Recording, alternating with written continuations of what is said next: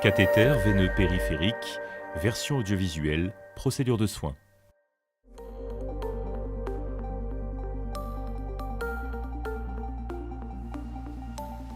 L'infirmier désinfecte le chariot de soins en mettant suffisamment de désinfectant et en frottant entièrement la surface ainsi que les bords.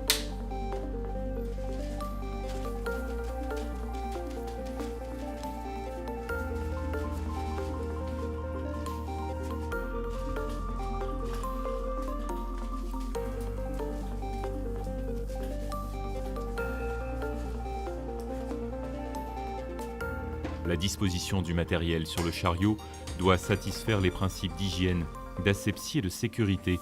Le matériel propre ou stérile ne doit pas être à risque d'être contaminé et le soignant ne doit pas être à risque d'être blessé.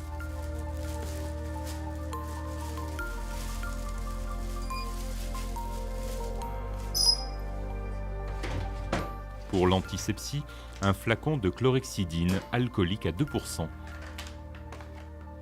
Pour l'insertion, un set d'insertion, un cathéter adapté au calibre de la veine, un garrot. Pour prévenir un risque embolique, la seringue, le prolongateur et la perfusion sont entièrement purgés. Pour la fixation du cathéter, un pansement transparent semi-perméable et des bandelettes adhésives stériles. Si une fixation supplémentaire est nécessaire, une attelle, de grandes compresses stériles, une bande et des bandes adhésives. L'insertion d'un cathéter veineux périphérique en pédiatrie nécessite la présence de 2 soignants. L'organisation de leur espace de travail, le matériel, la luminosité, la hauteur du lit, le calme assurent leur confort et la qualité du geste.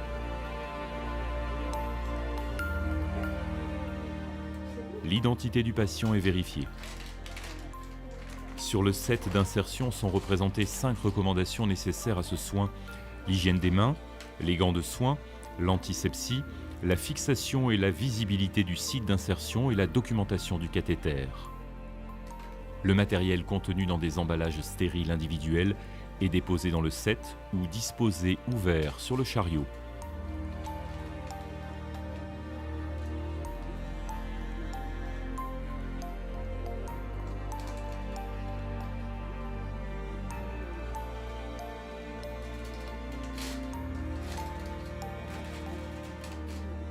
La disposition du matériel dans le set correspond à la chronologie du soin. En premier, le cathéter, puis le matériel de fixation. L'antiseptique est versé généreusement sur les compresses. On en conserve 2 sèches pour la protection de la peau.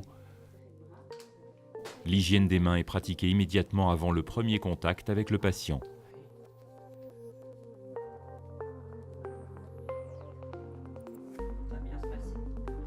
L'infirmier invite le parent présent à accompagner et à soutenir son enfant pendant toute la durée du soin. En son absence, le 2e soignant assure la distraction et le soutien. Pour informer l'enfant, le soignant adapte le langage et le moment à sa capacité de compréhension.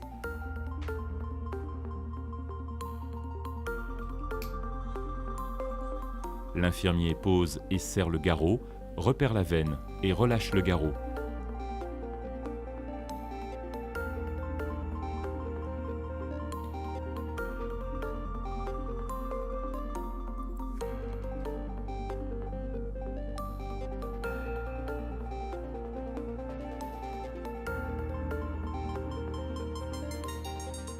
Avec la pince et une compresse imbibée d'antiseptique, l'infirmier désinfecte le site d'insertion en allant vers la périphérie. L'application de l'antiseptique est répétée 3 fois. On laisse sécher l'antiseptique après la dernière application. Puis l'infirmier resserre le garrot en veillant au maintien de la perfusion artérielle en aval. L'hygiène des mains est pratiquée immédiatement avant le geste d'insertion du cathéter par l'infirmier et son assistant. Les gants de soins protègent l'infirmier et l'assistant d'un éventuel contact avec les liquides biologiques.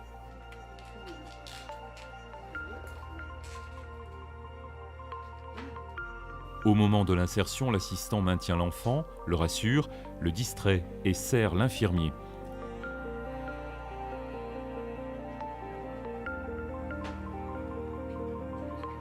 Après une dernière vérification visuelle du site à ponctionner, l'infirmier procède à l'insertion du cathéter. Le cathéter est introduit biseau vers le haut avec son mandrin, avec un angle d'introduction de 20 à 30 degrés jusqu'à l'apparition de reflux sanguin. L'infirmier doit glisser sans forcer le cathéter sur le mandrin afin de le positionner dans la veine. L'infirmière ou l'assistant relâche le garrot une fois le cathéter en place. Une compresse stérile est glissée sous le cathéter et le mandrin retiré de quelques centimètres. À cette étape du soin, la fixation du cathéter est une priorité. L'infirmier fixe le cathéter avec une première bandelette adhésive, il retire ensuite le mandrin et connecte le prolongateur et la seringue. Les connexions et déconnexions au cathéter sont effectuées avec des compresses imbibées d'antiseptique. Le cathéter est maintenu en place sans toucher le site d'insertion.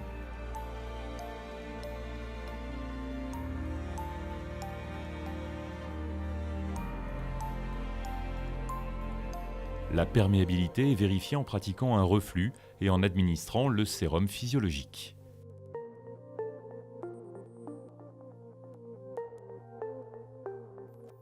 La fixation du cathéter est complétée par une ou deux bandelettes adhésives positionnées en cravate.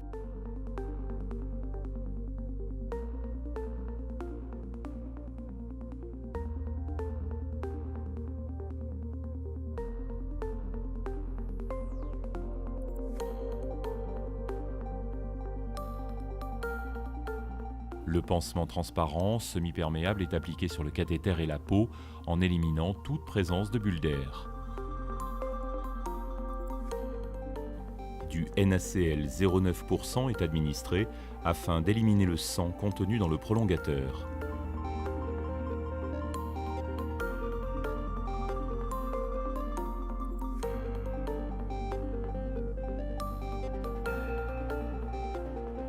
Une compresse stérile est glissée sous la connexion pour protéger la peau.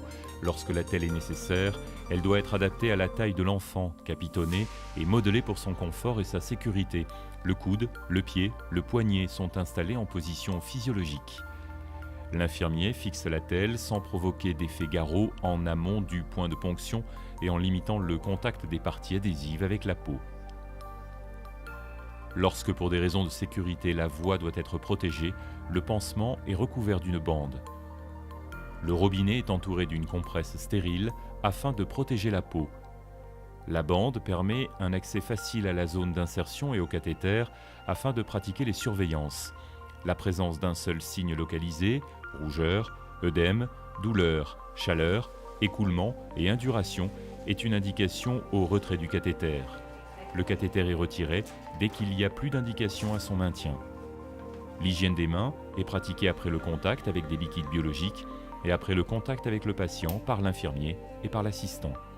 À la fin du soin, l'enfant est réconforté et félicité pour sa collaboration et sa bravoure, et ce, quel que soit son âge. Il peut être récompensé, par exemple, par le certificat de bravoure.